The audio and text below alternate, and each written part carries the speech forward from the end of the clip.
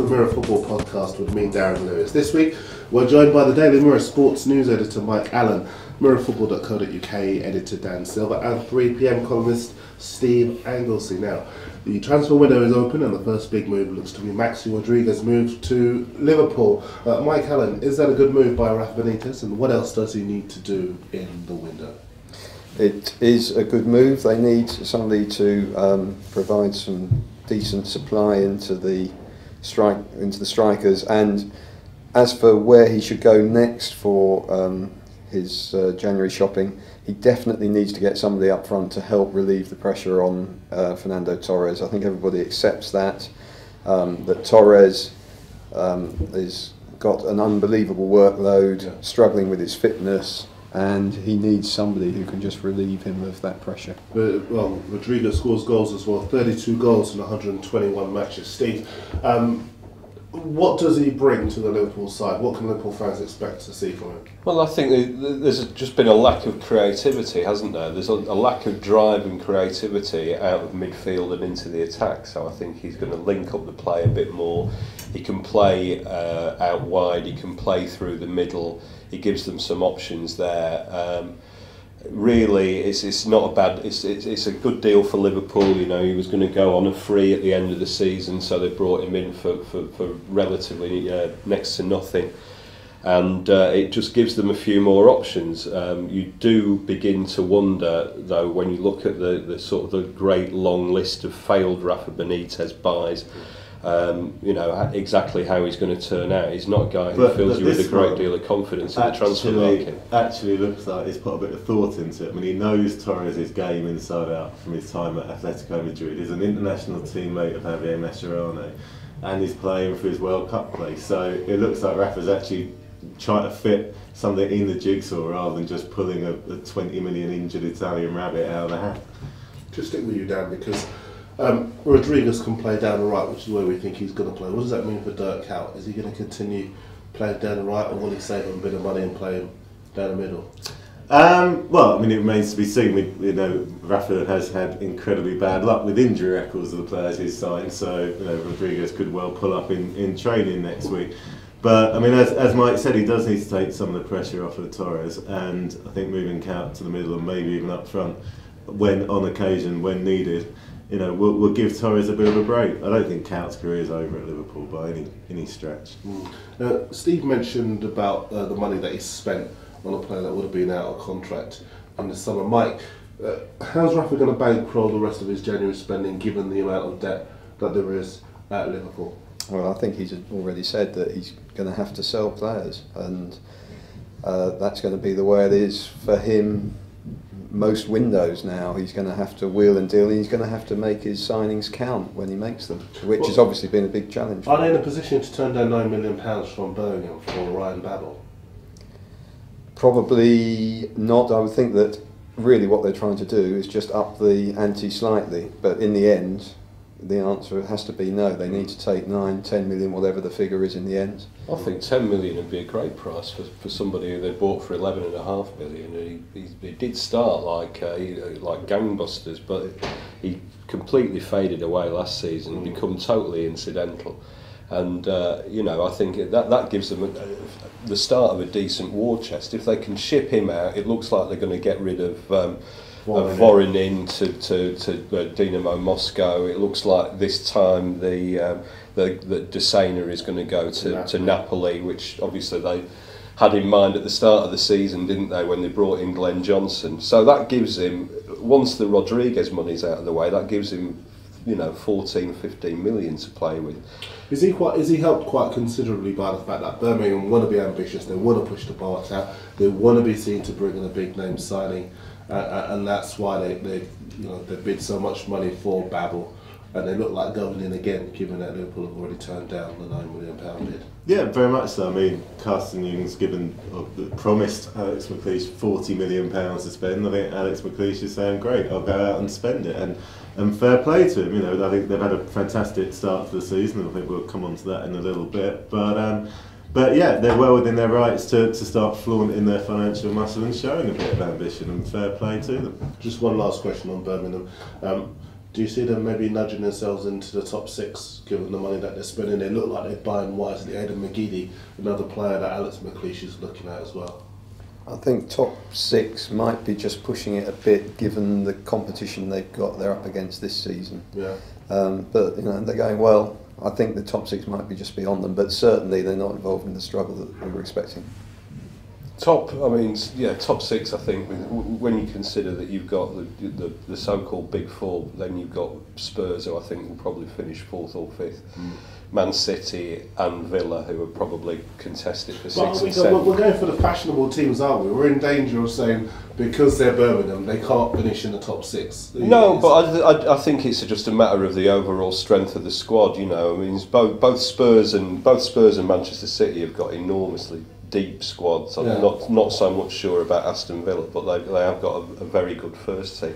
I don't know about Birmingham. I think that there's also been talk of them bringing in Kenwyne Jones. Yeah, who seems to have he seems to have fallen out of favour a bit at Sunderland. I think the fans are getting on his back a bit. I don't know whether Steve Bruce is the biggest fan of him. I think he looks, against the energy of Darren Bent, it doesn't really flatter Kenwyne Jones sometimes, because he is a kind of a languid guy who will stroll around and look to collect the outball, and really that is his game.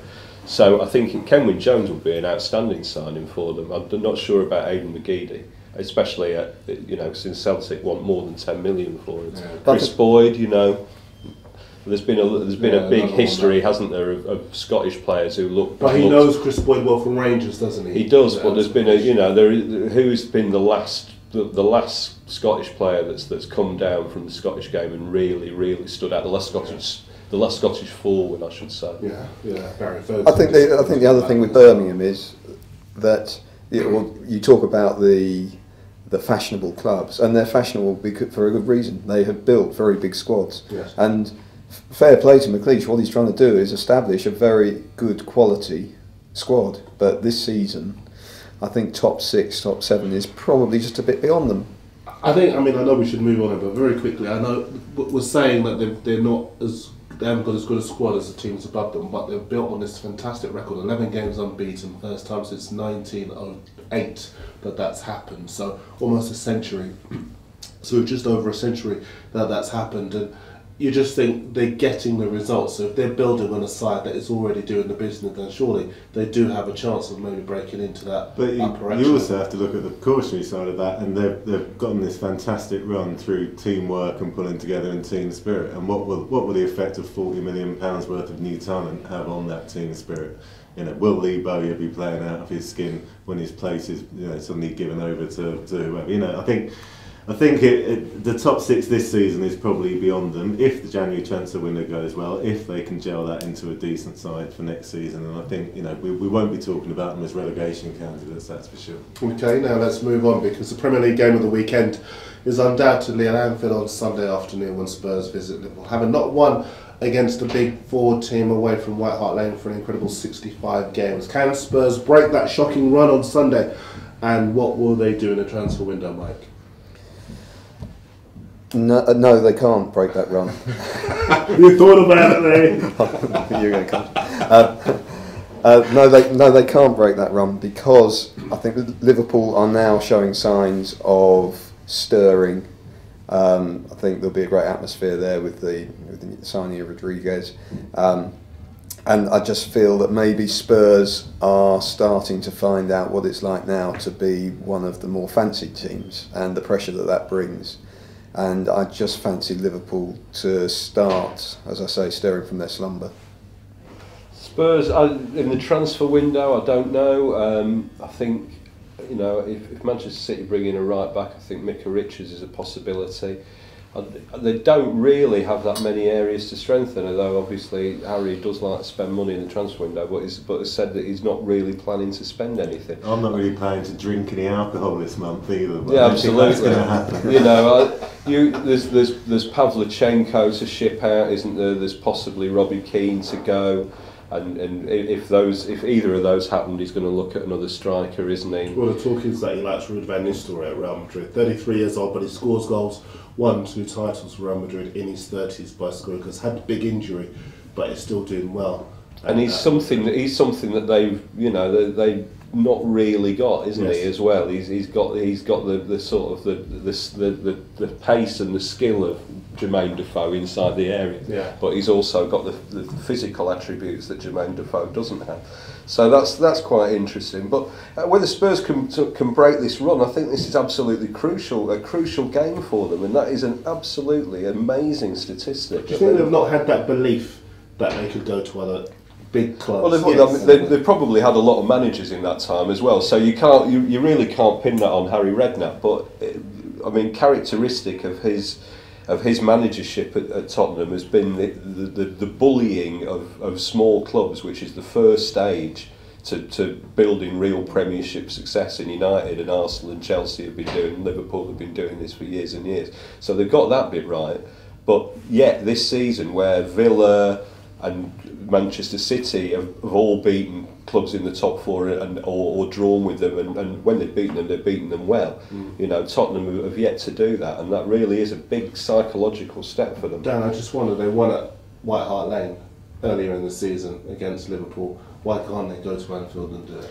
I think, following on from what Steve says, they do seem to have a bit of a mental problem when it comes to going away to the bigger clubs. And I mean, if you look at their results this season, their defeats, heavy defeats at Arsenal and Chelsea, they've come in the middle of purple patches when they have been putting 5 past the likes of lower opposition. Yeah, so it does seem to be a mental thing, but I think it's something that does come with confidence and success. And as Steve said, you know, they're building their way up there now, and if they can carry on this season, putting loads past the lesser opposition, then next year I think they'll be in a much better position to mentally get over that hurdle. It's that interesting. We can go to these places and get a result. Yeah, it's interesting because Harry Redknapp wanted Vieira to provide that leadership at Spurs, and of course Vieira's gone to Manchester City for around about 150 grand a week. Steve's our resident Manchester City fan. Have his legs gone, or is he going to be worth that 150k? Well, I think you've said it all. You know, I think he's not only did his legs look to have gone in the last season that he was at Arsenal, never mind the intervening 3 or 4 years that he spent in Italy, but the pace of the game is a lot faster. It's a lot more athletic than it was 4 years ago. I think that's undeniable. So I think from that standpoint, he's going to struggle. What you would say when you look at Manchester City is they've got some fantastic players, but have they got a lot of leaders? You know, Shea Given's a leader, but he's the goalkeeper. Is Gareth Barry a leader? Kolo Touré's the captain. He's a notoriously quiet guy. Craig Bellamy is not a quiet guy, but he doesn't play in a position where he can offer leadership on the field. Has Vieira been bought for what he can do on the pitch, or has he just been bought to back up Mancini in the dressing room? Yeah, exactly. I think exactly that, and also, you know, Mancini has clearly established that he wants to play with 2 wingers and 3 central midfielders, and because Vincent Kompany, I think he's decided that Vincent Kompany will play in the position that he played in Hamburg, which is central defence, where City have got a weakness.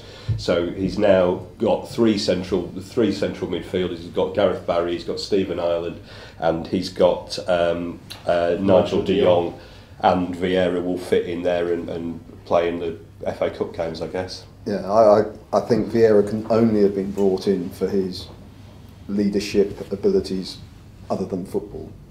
Direct football, because you just can't see how he's going to cut it in the Premier League. 4 times he played for Inter Milan under Jose Mourinho, but he won 3 titles under Mancini. So, I mean, obviously we know all about the ins and outs of what those titles. You know, there was the scandals. One of them was by default. Else. But the fact is that his team were successful when he was at the helm. Are you saying that he won't be able to provide that leadership? You can't hold back the tide of time though, and it's caught up with Vieira.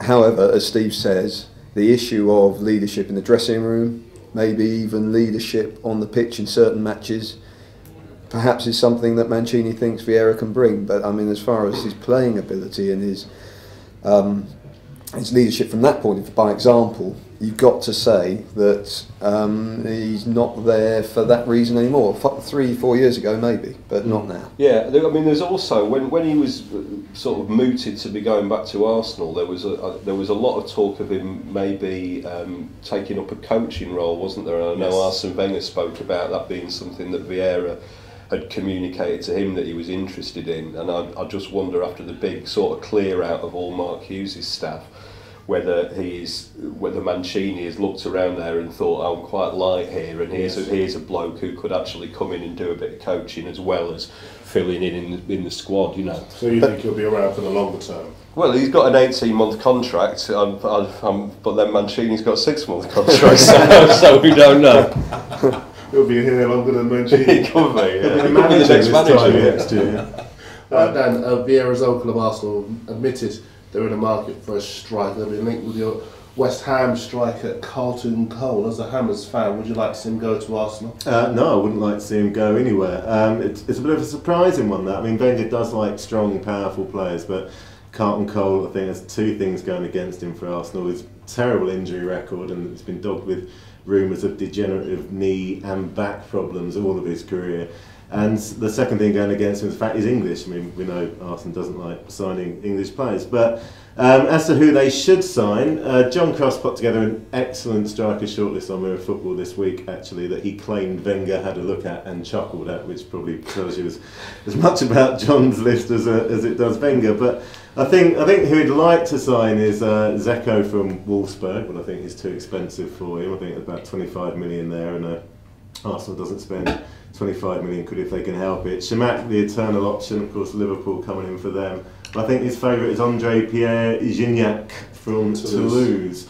He's kind of strong, prolific, and of course he's French, so it ticks all of Arsenal's boxes. Just what sort of player does Arsenal need? Not so much the actual player himself, but what type of striker does he need? Because we know after Chelsea beat Arsenal 3-0, everyone looked at Drogba and said that's the kind of player Arsenal needs, someone who can bully defences, get in behind, worry defenders, get on the shoulder of the last. What sort of player do you think Arsenal need?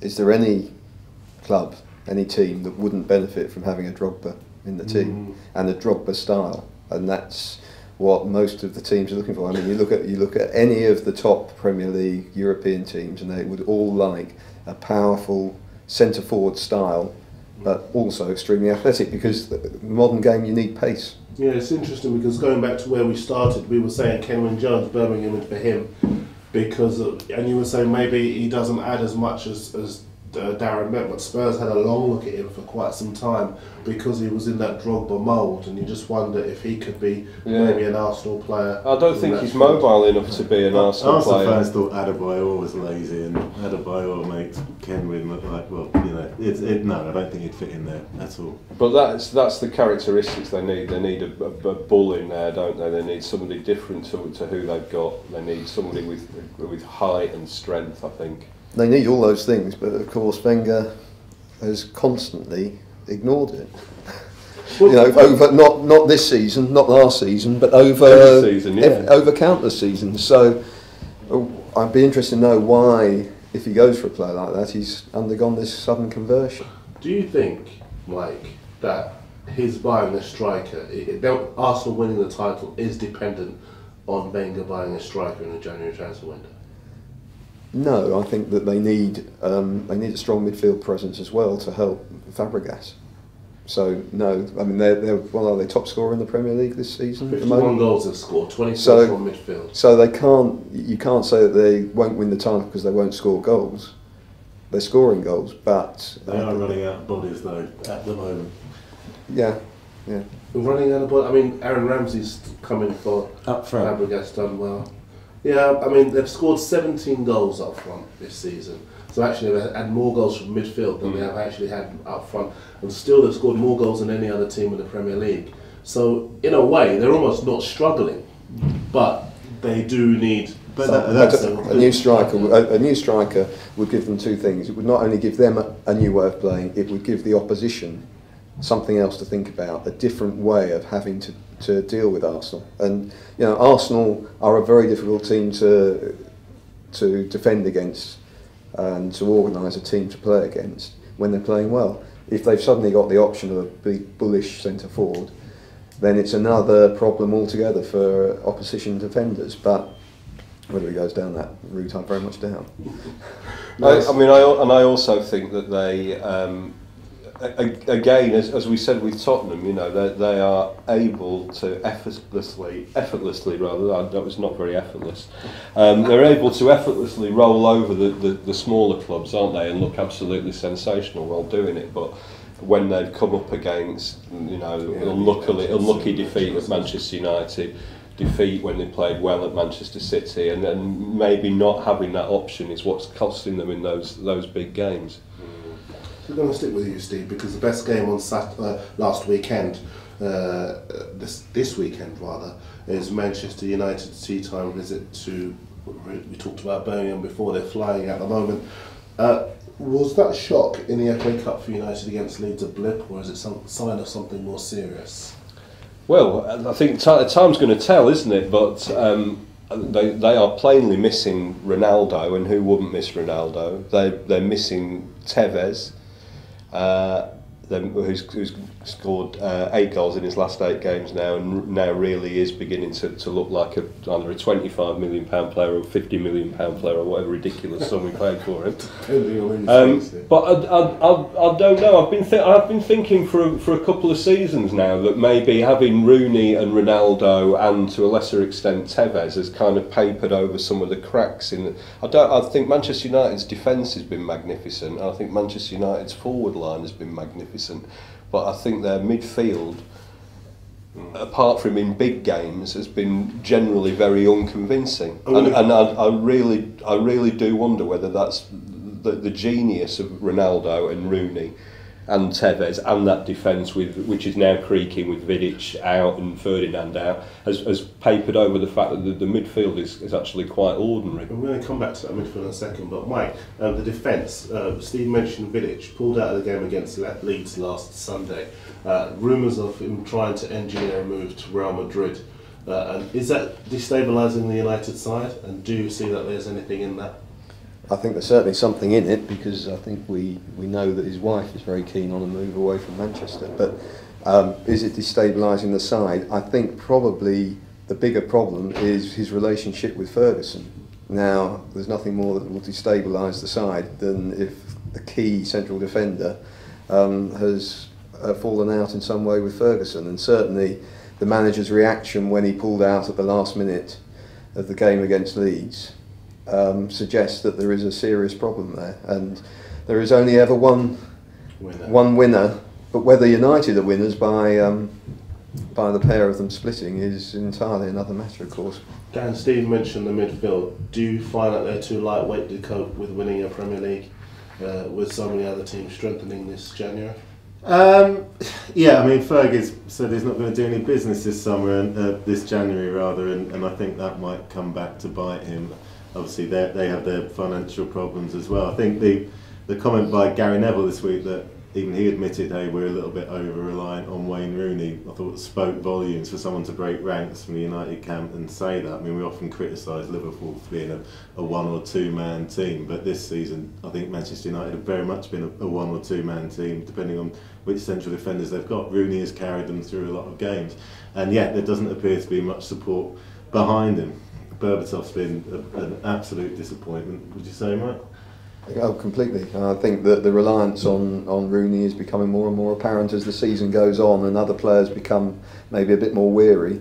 And you know, where's it going to leave Rooney in a few more weeks of carrying this burden and the energy levels that he shows? I mean, he's got good injury record, but if I was Fabio Capello, I'd be very concerned about the number of games he's having to play and the responsibility on his shoulders. Very quickly, can United win a title? Yes. Steve? Oh, definitely, yes. Yeah. Okay. Stick with you, Dan, because West Ham play Wolves Sunday lunchtime. 6-pointer. Are West Ham still in trouble on the pitch, or are they showing signs of being able to pull away?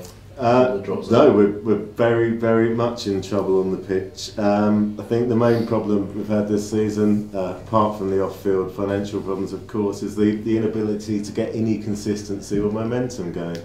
It's been claimed that Zola doesn't know what his best side is, but I don't think he's ever had the option of picking his best side. The squad's been ravaged by injuries, a lot of them soft tissue injuries actually picked up in early stages of games, which has to raise serious questions about the physio setup. But if you look at the bench for the cup tie on Sunday against Arsenal, I mean the West Ham's bench was like a pub side. It was full of 12-year-olds and my local landlord, I think, was on the end there. I mean, it says something that when we were chasing the game, we had to bring on Freddie Sears, who'd just come back from a loan spell at Palace and hasn't scored a goal in 18 months. I mean, the squad is absolutely decimated, and this month will be crucial for West Ham. If the ownership problems get solved and they get a transfer budget, then they will have a chance of staying up. But one last question. West Ham being linked with David Gold and David Sullivan, they both want to buy the club, as we know. They've bid less than West Ham value the club at. But are West Ham better off with the devil they know in the form of Gold and Sullivan, or with all of these unknown quantities sort of lingering around wanting to buy the club? Should they go that way? We've seen what's happened with Notts County, with what's happened with Portsmouth. Is it better for West Ham as a football club to maybe go the way of Sullivan and Gold?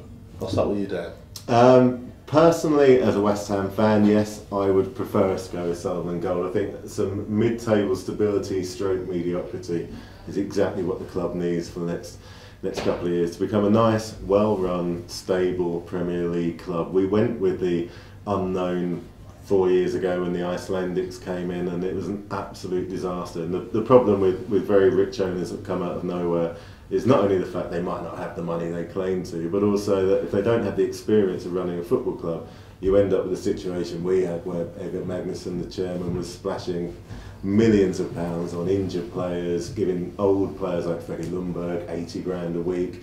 And you need that experience of running a good, well-run football club to make it in the Premier League, and I think Sullivan and Gold would bring that to West Ham. I think Sullivan and Gold obviously know the Premier League, and I think that's a huge plus in their favour. Be interesting to talk to West Ham fans in 18 months and see whether they're happy with mid-table safety and mediocrity. I suspect there'll be murmurings and mumblings of discontent, and it'll all be who can we get in who's got lots of money. But I don't think West Ham will go down. Because you look at their remaining fixtures, their home games. They play virtually all the teams in the lowest half of the Premier League.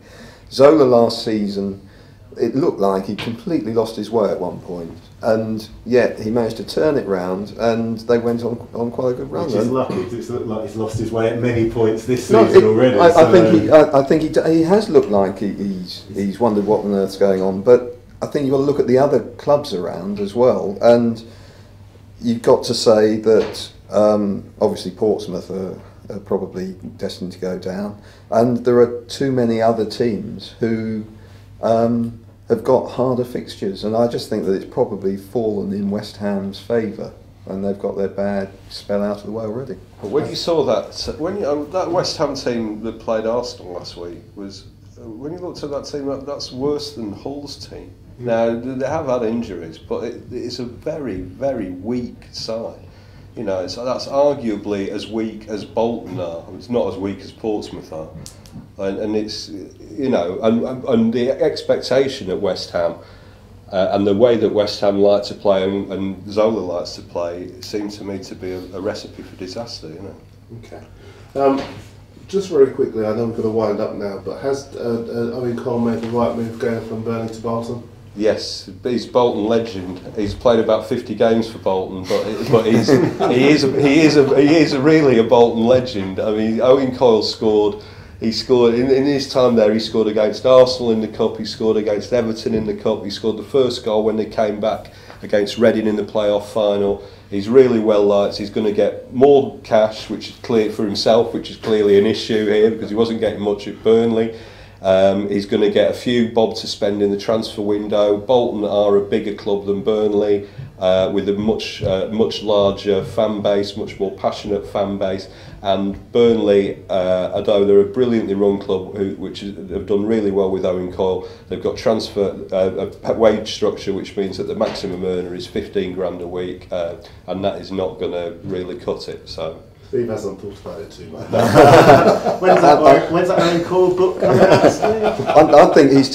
I think Cole has taken a huge gamble with his reputation, because if he at Burnley he was cutting his teeth in the Premier League, doing very well, decent chance of them staying up. I know he was frustrated about the amount of money, but decent chance of them staying up, and it would have all been down to him. He's going to Bolton, where I'm not sure about the more passionate fans. I think Turf Moor is a better place to more intimidating place to watch Premier League football, and I think that he's taken a real gamble, because the expectations at Bolton are just so high after Sam Allardyce and what he achieved, that it's almost unreasonable. We'll find out. Well, indeed. Dan, very quickly, will Burnley go down without Owen Cole? I think they'll be one of the teams scrabbling around for that 18th, 17th, 18th positions. Yes, but their home form has been brilliant, and it's the fans that have done it. As we've said, they're passionate support. It happened with Stoke last year. The fans were as good as a few extra points for them, and I don't think Owen Cole would change that. If anything else, I think Turf Moor will have even more of a siege mentality now, because the fans would think that everyone's out to get them. So I think that might just carry them through. Good positive note to end things on. My thanks to Dan, Steve and Mike, and to you for listening. The Mirror Football Podcast is back next week. I'll see you then.